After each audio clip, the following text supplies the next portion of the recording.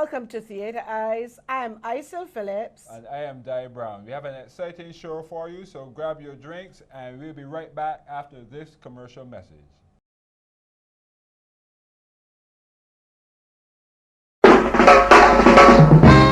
Yes, our program today looks at what is Barbadian theatre. On our Facebook page, we had a long debate recently about what constitutes Barbadian theatre. Some people didn't want to say what it was. Some people argued that there was theatre in Barbados, but there was no Barbadian theatre. But I want to venture a definition.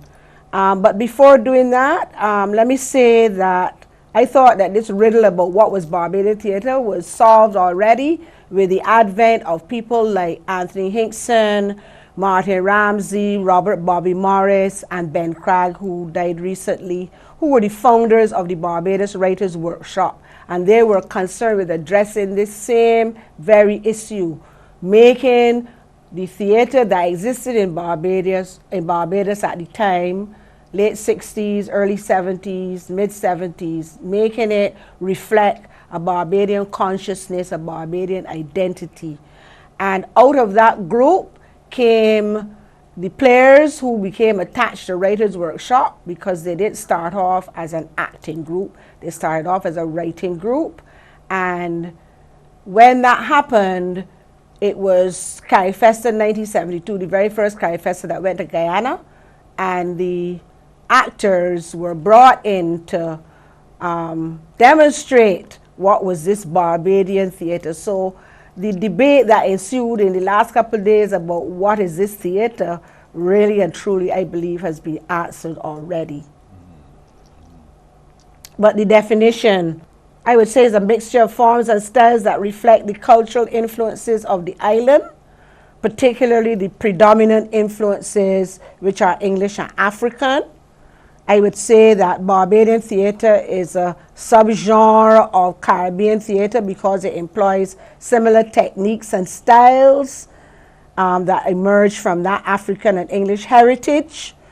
Therefore, you can expect to see a Barbadian idiom or form of expression, whether it is in the music, the costume, the set design, the speech, the movement, etc. When you go to NIFCA, you see it very much in evidence. And even though it may make use of the proscenium art stage and other English influences, it will use African-based styles that include singing, dancing, call and response, joke telling, storytelling, ritual, etc. And it addresses social, cultural, political issues that affect us, and that the perspective is really about trying to wrestle with what happened in the past and providing some kind of authenticity for the Barbadian voice. And it is written by local artists and playwrights. That's my definition. Theatre by Bajans. Because we have so many different influences. So, yeah, the discussion was very stimulating and entertaining. But as you said, it is kind of sad that we at this point, at this time in 2014. Yeah. In other words, we haven't done the work of making it clear to the young people coming into the theatre that such a theatre existed and still continues to exist. Yeah, but we were talking about that before the show, that so many, we hear the older people will say, but the younger people don't know what came before. But the older people didn't really do a good job of leaving, setting up their legacy so that the younger people know that, oh, before there was Earl Warner, there were the Barbados Writers' Workshop. It's only recently when we were talking that you told me about the Barbados Writers' Workshop, and I wondered why is it that we don't pass along this information, why we don't take our theatre history seriously. I guess it's because we don't take theatre seriously enough in Barbados. Yeah. Well, perhaps this is the program to help rectify that situation. It may not do everything that we would want books to do, but certainly it will encourage people to begin to think about the theatre in Barbados in a different way. Yeah. So with that in mind, then, we want to look at the Barbadian theater that took place in 2014. Yes, why not? Why not? Because we're talking about what is Barbadian theater, theater in Barbados. So let's look at the theater in Barbados, which make up what we call Bajan theater in 2014. So the first one that came out, the starting blocks, was As usual, Laugh It Off. yes.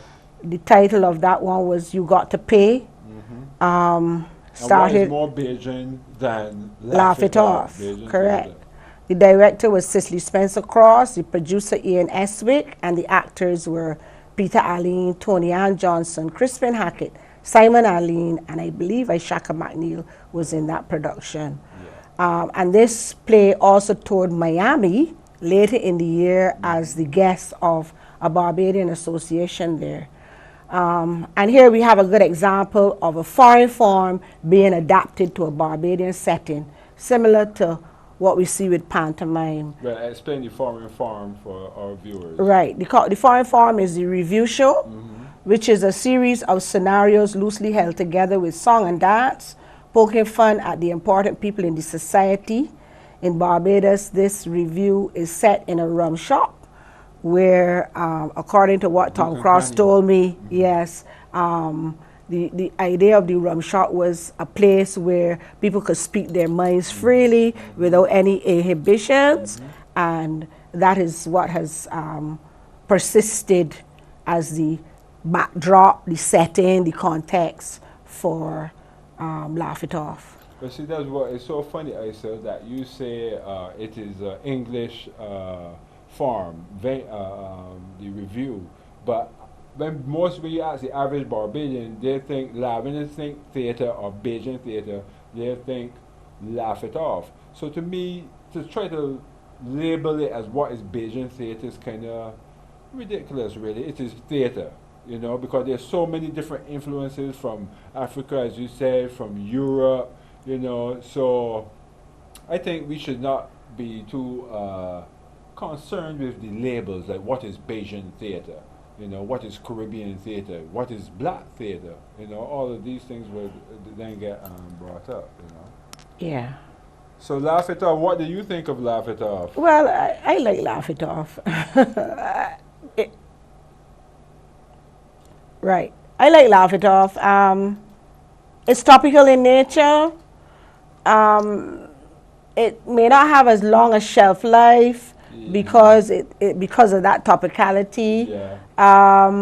It might not lend itself to publication or export, except to the Barbadian diaspora. But when people go there, they leave there having laughed their sides out, having enjoyed themselves for the night. Yes. So from that point of view, it's an entertaining evening when you go to the Laugh It Off. Yeah, they never fail in that part. My only thing is, from my point of view, in fact, let's not even get into that because then they will say that I'm biased. We'll be right back after this commercial message talking about the other plays that took place in 2014 right here in good old Ben. Join us.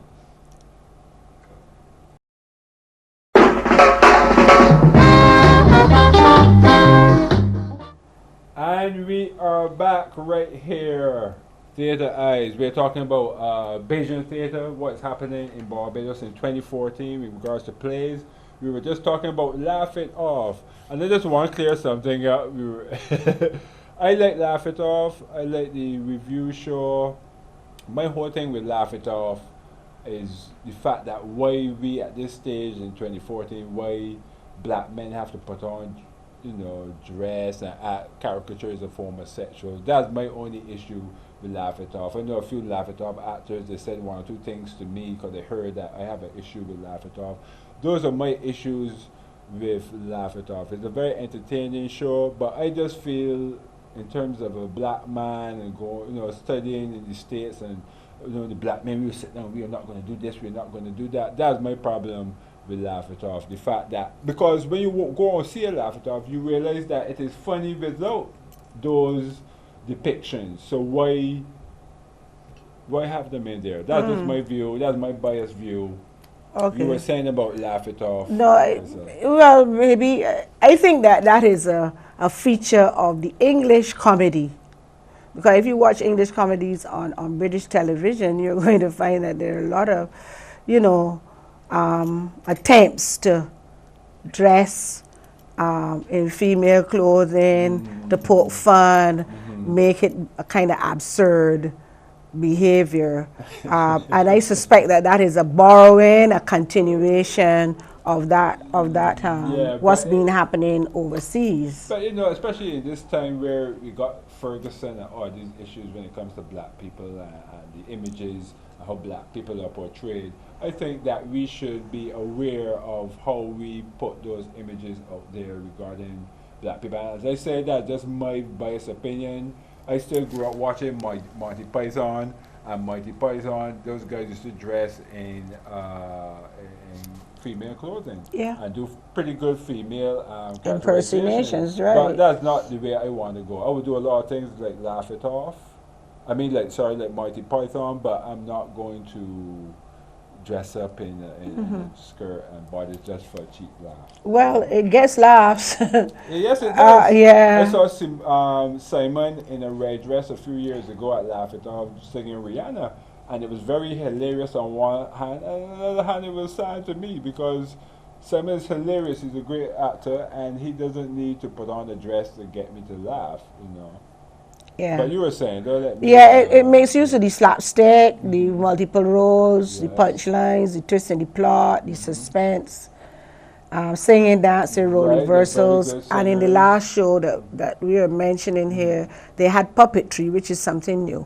And this Okay. is what I am finding now with Laugh It Off, introducing more and more techniques But that's that great. that That's that you know, heighten the awareness, heighten the interest of spectators, and so on.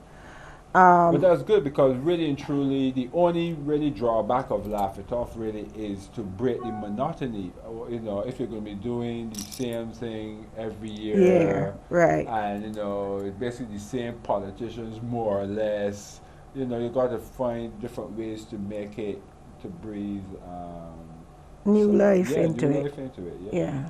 So I guess it's appeal rightly from the comic actions of the characters, the rude mockery of the politicians, and its use of a variety of media, because apart from the song and dance, there are the video clips that they employ as well. I haven't seen it in a number of years. And it's found ways to cement its place in the Barbados theatre landscape. Oh, for sure. In fact, it's a brand. Next Yeah, year, they'll be yeah. celebrating 30 years. Yeah, So and it there is- must be something to be said about a company that can keep going, producing comedy for 30 years. Yes, and comedy, yes. Yes, I see what you're saying is absolutely true. I am a little biased. I think we as theater artists, we should not only give what theater that the people want, but also what the theater that the people need as well. You know, that's just my view. But Laugh It Off, very successful. Yeah, well, if 30 you go years. if you go yeah. back to the Greek theater, you're going to find that they had three types of plays. They had the tragedy, the comedy, and the satire play. So I don't think we're out to sea where we have a comic outfit like that. No, you're right, and even Shakespeare will have the clowns and the specific scenes in his plays to, you know, to cater to that aspect of the audience, but then there were still deeper aspects of the play as well. So, Laugh It Off, again, it had another good year. I just said it toured Miami. What's our next play that you were looking at? The next play came in February called Sitting in Limbo. Yes, Sitting in Limbo. It was a two-hander. I can't remember the name of the playwright, but the actors were Amanda Cumberbatch as the detainee and Dr. Loretta Hackett as the warder. Yes. The director was Joanne McCabe, and the producer was Stage One. And it was their first production in 10 years from what used to be a premier company in Barbados in the late 70s to early 90s. Yeah, yeah.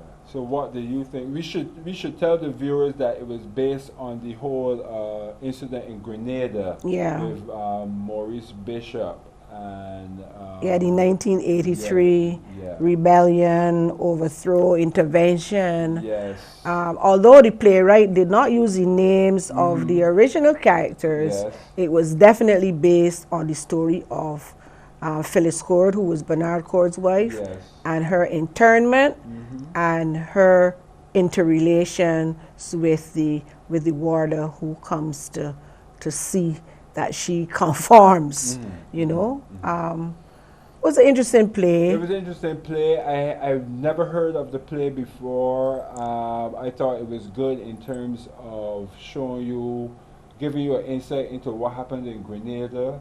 You were able to understand from the point of view the card lady played by Amanda's character. Forget the name of the character, but it was a good play and it was well done.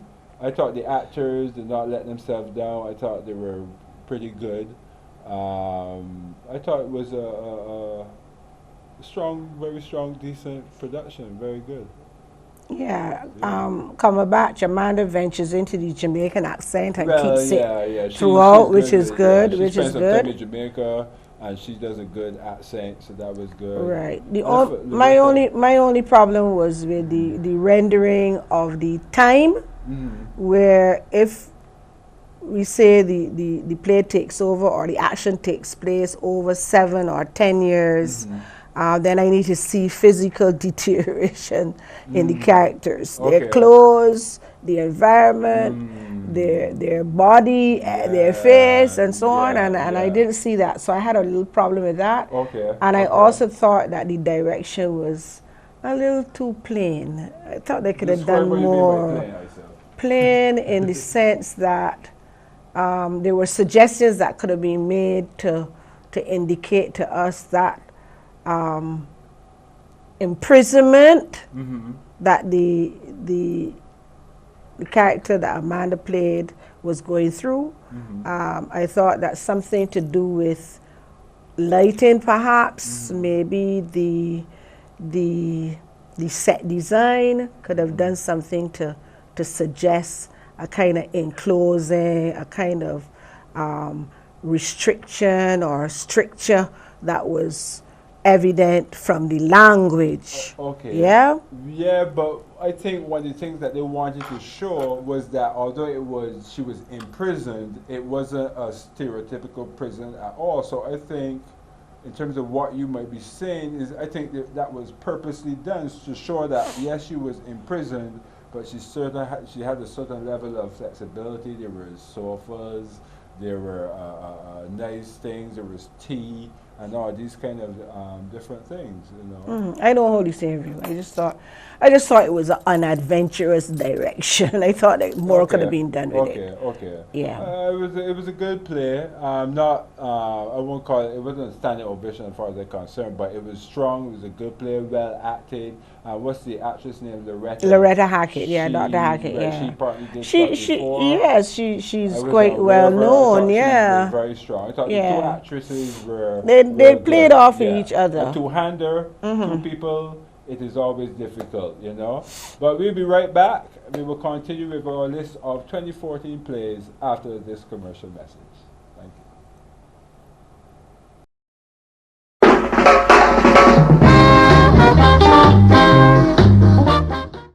I'm too ashamed to tell you, son. Man, you ain't gonna be ashamed. I get beat sometimes too, but I just come back. I didn't find nobody. At least I was in the dark and the fight. It's the missus.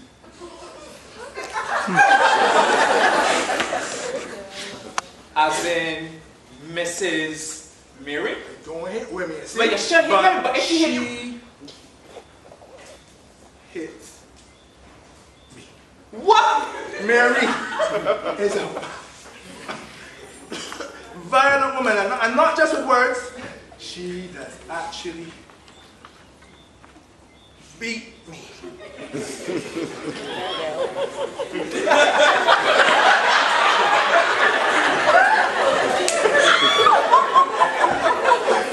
Wait. You woman does beat you. Unless you're playing sheet up in a big man, you might just go face in my pocket, man. And we're back. That was a clip from Back Slap Alley, written by Matthew Morrell and directed by Janelle Mitchell, I believe. And that is one of those plays that you got a kind of, I don't know, people reacted to your critique very strongly. I said, what do you think of Back Slap Alley? Well, I didn't see it. I didn't see it. But Aslat Ali, I didn't give it a lot. I think I must have given it 5 Okay. out of 10 Okay. because I had some serious issues with it. Mhm. Janelle was directing, who just came out of EBCCI program, was the director. John Hunt played in it as the abused husband. Yes. It dealt with issues of, well, taboo issues really. Same-sex relationships. It dealt with spousal abuse, particularly man beating. And I don't know. You say taboo though, I said, but Yeah, taboo. I don't think those are really taboo these days, because when we were talking about this in another discussion, right now AIDS plays or AIDS is HIV is awareness is where a lot of the funding for theater projects come from now. So it's almost like every other production, and like 2 or 3 of the plays we're going to talk about this year were plays that actually have a lot to do with same sex or abuse or these kind of things. So Yeah, but this wasn't a play about HIV. that is This true. wasn't a It play about that's true. HIV. This Yeah. was a play about 3 relationships intersecting. Yeah. One relationship is between 2 males, Yeah. one who's very cruel towards his partner. Yes. The other one is a man and a woman living in a house in which the man seems to be under the thumb of the woman and is always being beaten by Yes, her. basically, yeah. And then the other one is 2 young people who just starting out in a relationship, who the male turns out to want to beat the female because he can't cope with certain inadequacies that he feels in the Yeah, relationship. yeah. So all of them address the violence or the upshot of people who can't cope with whatever it is that's affecting them.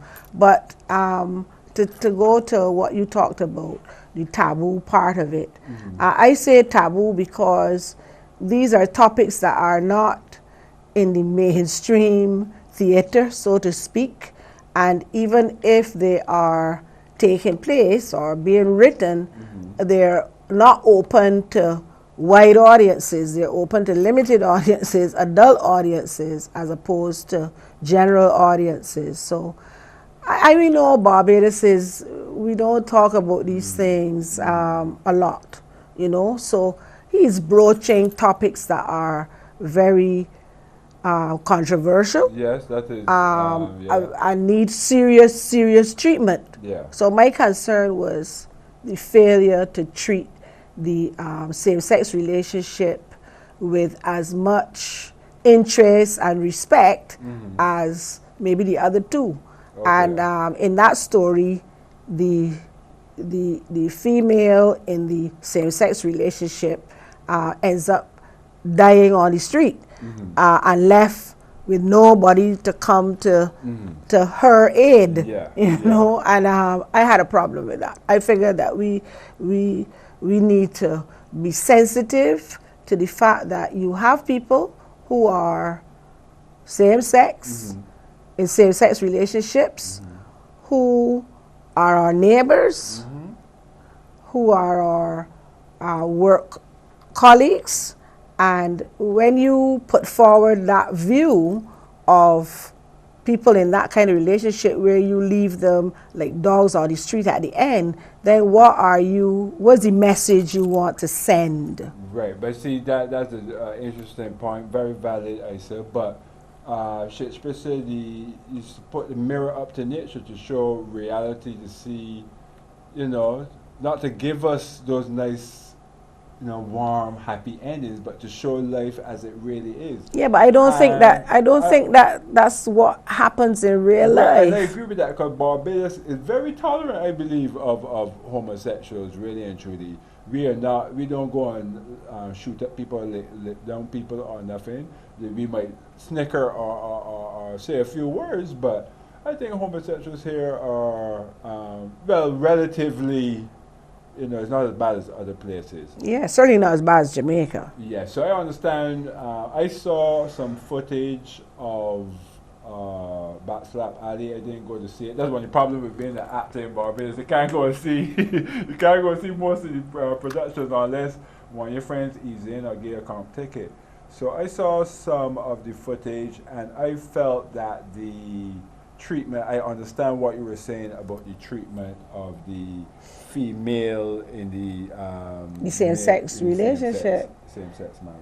Yeah. Or relationship. And then they had problems with stage, and they had And the problems stage with the craft too. set. I did Oh, dear. Devon was very good as the actor, the male actor straight out of the prison. But I mean, we got to deal with stagecraft. You can't be hurting. He looked like he was literally, physically hurting his partner on the stage. Yeah. So that's something we got to be But aware of. let me say that Matthew subsequently has rewritten the play, Yes. bearing in mind the comments that were Yeah, made. yeah. So the playwright is at least sensitive to the perspective, the point of view. Because what's a play really? You want a play to make people go away and think Yeah. about what happened. You know, well, so you don't want them to go away and say and be dismissive of people like that. I ain't sure about that, I said, because there's a play that I wrote recently that people say boy dying and get produced in Barbados. Because in terms of thinking, we don't want Bajans thinking that way. So I think that's what I said about taboo. So when we get the commercial break sign, so we will continue this conversation when we get back. How you mean we were in no dealing? No. So what we got now? You want this little girl thing. You want done with that? And I was done with this little girl thinking I will be a little girl all Hey, now. what you told me? I just hear always make me feel so You know how I just roll. Look, Bulldog. I don't always love you. I don't always want you. I know that you are out. I need a man. Somebody to take care of me. And plus you promised me so long time too. Terry, man, tell me you remember San Francisco 16? You want to tell you so far you don't want little? Huh? You want to act so? I love you more. You don't want me to Listen, let me tell you something, right? I'm in a relationship with a man. As much girl as you take the ways you go a little, you say ding-a-ling there, so I'm just women. Anything else I choose to do is my concern. I tell you. So, why are you in my house and got me never see that feeling? Baby, when I done dancing at the club, men just fall for me. But I just don't want damage, it's only you that I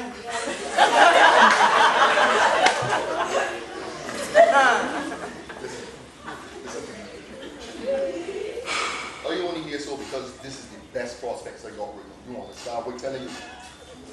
So, you gonna me and live in my house? Well, I taught you the different. Listen, when the girls them dancing at the club for the married men and think them they fall for them, and the men they started at them and laughing and wives and children. Bulldog, who you got besides me now? I have a house and I would cook for you. Babes, I am the best and only prospect that you have. Stop talking so I know homosexual.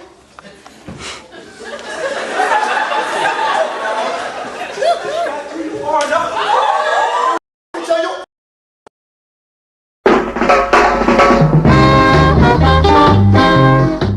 And we are back. I was just saying before we went to commercial break that a lot of things that we perceive as taboo are no longer taboo. And then there are other subjects which my player is dealing with, that are still too taboo, I said, to even deal with. You read the play, you understand what I'm saying. But Matthew Murrell is a great young writer, he's a great actor as well. director too, and he takes criticism.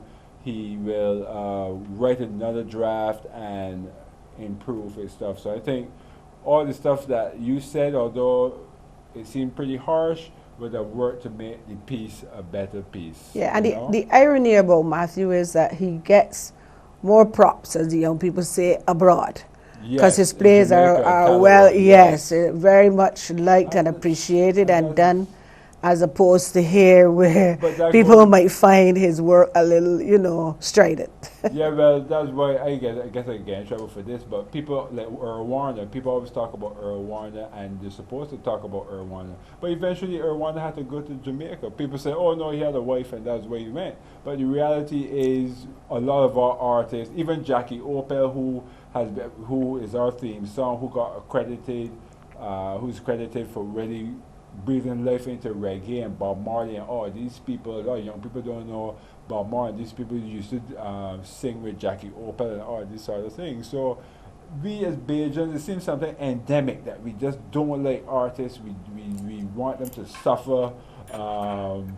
So a lot of artists, they have to run and go to other places, and Jamaica welcomes Barbadian artists, and they have welcomed Matthew Morrell with open arms up to this year. Just recently, his plays are being remounted. Matthew's the only body who plays are actually being are being repeated, you know. So And not in Barbados. and not in Barbados. I don't think he's making a big living off of it yet, but let's hope that Eventually that happens. will happen. But I think he's turning the Bachelor Alley into a film. Yeah. So it will be interesting to see what would be the new perspective that he would push, given the advice that he was given, Yes, you know, and Matthew is towards it. prolific in terms of writing. He always sending you a new script to read and that sort of stuff. So keep up the good work, Matthew Morris. So he's all one of our Bajan playwrights for sure.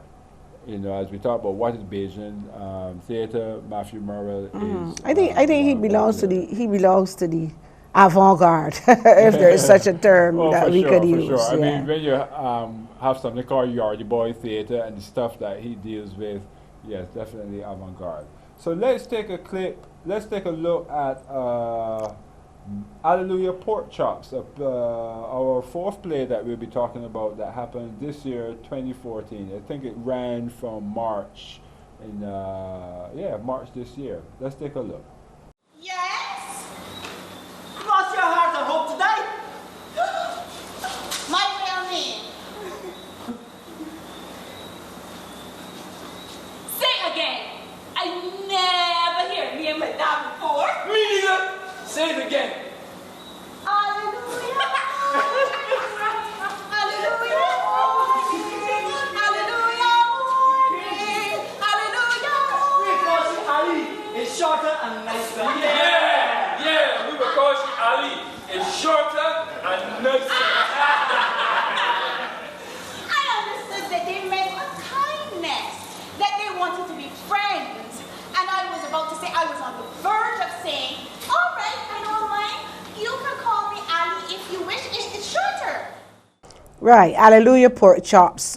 Very interesting play in the Caribbean style, and Barbadian theater being a subgenre of the Caribbean style.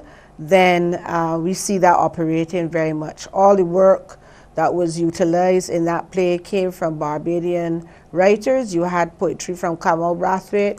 You had John Wickham, short story by Austin Tom Clark, and Timothy Callender, and all of these combined to tell a story about, partially things to do with our history, partly to do with our experience, you know. I love that they came close to having a Warner-esque style, not your conventional, not conventional like the Sitting in Limbo, a different sort of treatment altogether, employing the singing, the dancing, and so forth. But my only problem with it was that the stories were not connected. So rather have a thread that runs through the whole production, that ties all of these pieces together, that was missing. So you didn't go away feeling as though, okay, I learned something overall. What was the message that they wanted to send overall? Okay. To me, that was a problem. And then also the venue. I don't know, this is a new venue, the Gap, what is called Reggae Lounge. The new Reggae Lounge. The new Reggae Lounge in St. Lawrence Gap. Nice for going and having a drink, maybe dancing to reggae, but I don't know if the staging, particularly all the various playing areas that they employed, if it lends itself well to audiences sitting. I don't know, maybe they should have put the audience to sit on the stage. Okay. You know, if they'd put the audience to sit on the stage and then play it down in the bottom there and have the bar as the backdrop, then maybe that would be something that might change the dynamic. Yeah? Well, obviously I'm biased because I was in the You were in it, yeah. I was in the production, and I remember it was a production that I enjoyed being a part of. I like the whole what you are talking about right now is the aspects of it that I like. Myself and Nala, we used to do something called Gathering Theatre Experiment, or Ting and Ting, and we used to perform in bars and different places like that. So I like that aspect of not trying to go the traditional route. What the normal Bajan person might not know, that to rent a theatre in Barbados is like $2,000, and that's just for the space. That's not dealing with the lights. It's very expensive, too expensive in Barbados. We gotta talk about that. That's a whole another show. Theatre in Barbados is too expensive. So the whole thing is you go to Reggae Lounge, someplace at the Reggae Lounge who's willing to work with you, and then here is this space. What we're going to do with this space. Amanda Cumberbatch, who was in Sitting in Limbo, we talked about her in Sitting in Limbo. She was the director of it. We had these 4 stories. I get your point about the stories, and we were breathing and working them and creating them and bringing them to life. And I like the aspect of us, like, I remember when we read through the first one, Amanda was like, okay, I want you coming off the level as Columbus. I was like, oh, I like that. And then we would actually have parts where I would literally come off the stage and go into the audience and come back out. So all of those kind of things I enjoyed. I get your point, especially with the story. And this goes back to what other people are saying. Other people say, oh, there needs to be a dramaturgy process and blah, blah, blah, and all this stuff. But I find that only works with certain, like, if I write a play, they're going to say, well, Brown just needs 3 or 4 drafts, straight off. But then people have no problem with selecting 4 pieces of a play, and say, let me go and do that. So to me, I enjoyed the Hallelujah Pork Chop experience. Coming on to the end of it, it was... we had very, very good audiences. I had like that same part. The last time I literally had I couldn't even get through the crowd. I was through the crowd. I didn't know, and people, I could see the people experience of you doing a monologue right in front of the person just like skinning them out like, oh, yeah. At one point I sat down on a lady. Well, and people, she was like, you know. So I enjoyed that experience. I guess it's funny that this is new because we're talking about plays that actually was in a few of them, and I enjoyed that experience. I understand your points; they're valid points as well, but it was good stuff. Yeah, it was different. And Rosemary Nealons and David Nealons. David retired and he wanted to give back to the theater, I guess, and create some work for actors. So, from a different point of view, as an actor, we were getting paid for commercials. We were getting there something for each performance. So it was really good stuff, performing in Hallelujah Pork Chops. So, yeah.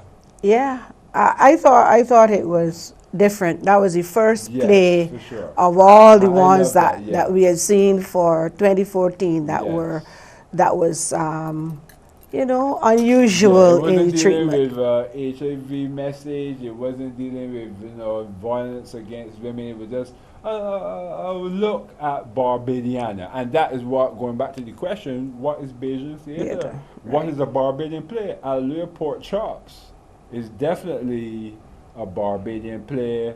Laugh It Off is Bajan theater. So we'll be right back, continuing our discussion on Barbadian theater as it relates to the plays that happened this year, 2014. We'll be right back. What's your game here? Game, sir? Yeah, what do you do for a living? Oh, I'm a registered nurse. Oh, sir. you're a registered nurse. Well, you'd be better off lineman in Liverpool. Next! Good morning, sir. Good morning, what's your name, son? Bertram Holder, sir. Bertram Holder. What do you do, Bertram? I'm architect. You're an architect. So you come to fix the buses in London Transport. That way. Next!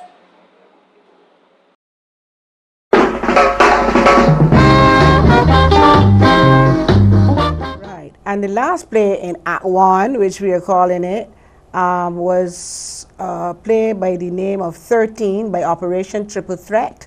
It was directed by Janelle Headley, and it was written by Dan Illish, Robert Horn, and the composer of the music was Jason Robert. This is an American play.